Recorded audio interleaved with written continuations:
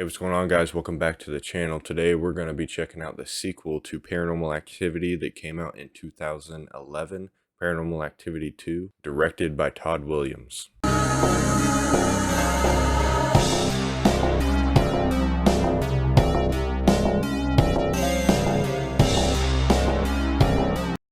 Alright, so this movie is technically a prequel to the first Paranormal Activity, which I did not know.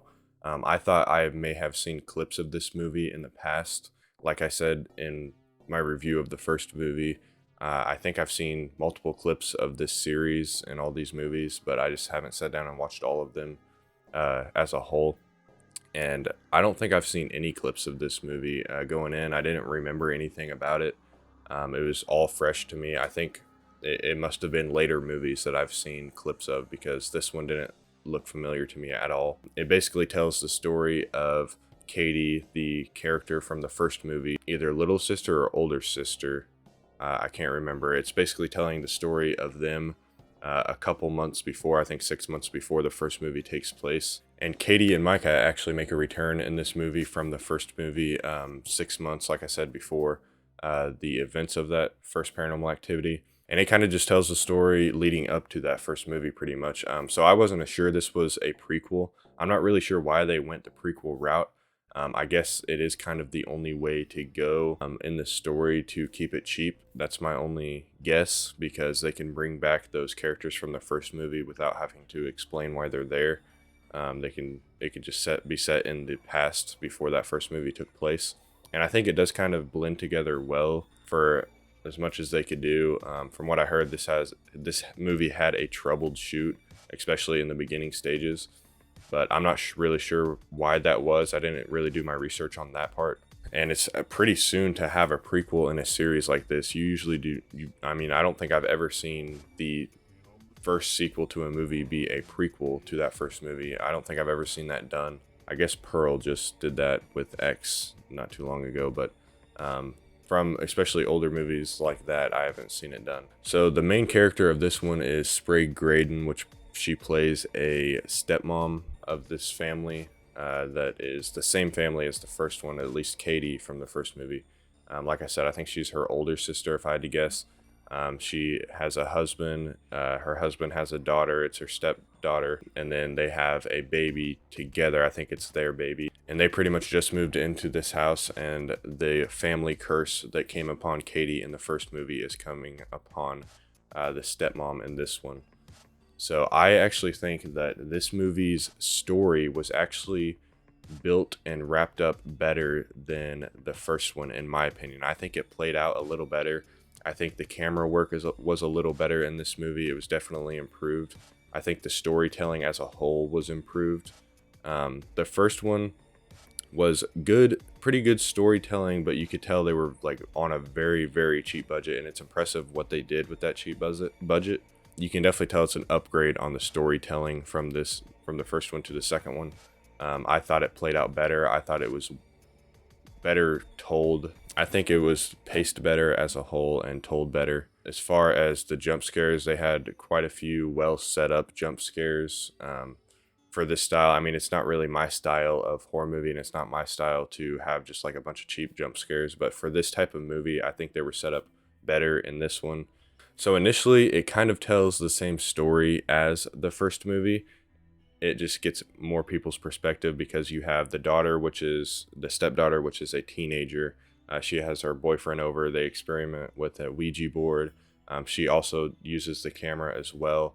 And they also have surveillance cameras around the house. So you get a little bit more camera work in this one. And I think they used that to the advantage. I don't think they didn't really overdo it, as I'm afraid that the future movies might do. I'm not sure, but from the clips I remember, I don't really remember a whole lot, but I think they go overboard with it. And this one, I think they did pretty good with confining it and using it to an advantage instead of just overdoing it.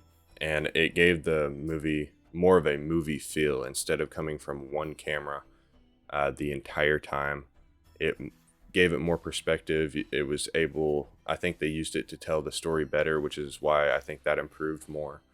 And overall, I think it improved the movie to have those surveillance cameras, the security cameras. It helped a lot with the story. And they used it for some good scares as well. So basically, this family moves in. They start experiencing weird things happening. They keep catching stuff on film. The dad is super negative to it, as in he just doesn't believe any of it. He has, no matter what the stepdaughter and the stepmom show, he finds a way to debunk it, and he just doesn't want to believe any of it.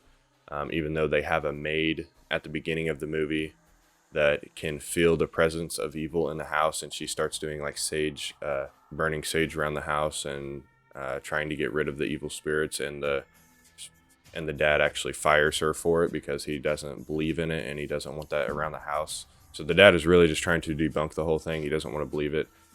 It's mostly the mom and the stepdaughter that is experiencing all these things, all the really bad things that happen in the house, and they're trying to get the dad on board before it's too late. And then Katie and Micah are kind of implemented in the story periodically throughout the movie. They come over for like a swimming party, and they just have little conversations. They don't overdo it, which I appreciate. I thought when they first showed up in the movie, I thought they were gonna like be there the entire movie, and it was gonna kind of ruin the first one. But they didn't do that. They weren't in the movie a whole lot.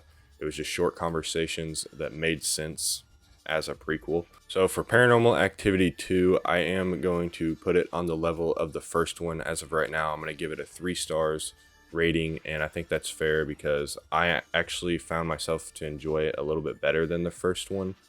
But I don't think it's quite enough to put it higher than a 3 stars. Like I said, point of vision films and like first person horror films aren't really my type of thing, so it's hard to go up above a 3 stars no matter how good it is. I mean, I really like the Blair Witch Project, and I liked the first Hell House movie to a certain extent, but I don't even think I would put them above a 3 stars. So 3 stars is a really good for a POV film to me. I found myself to enjoy the story better in this one. I enjoyed the scares better in this one. I thought the acting was quite a bit better in this one, and it was well played out.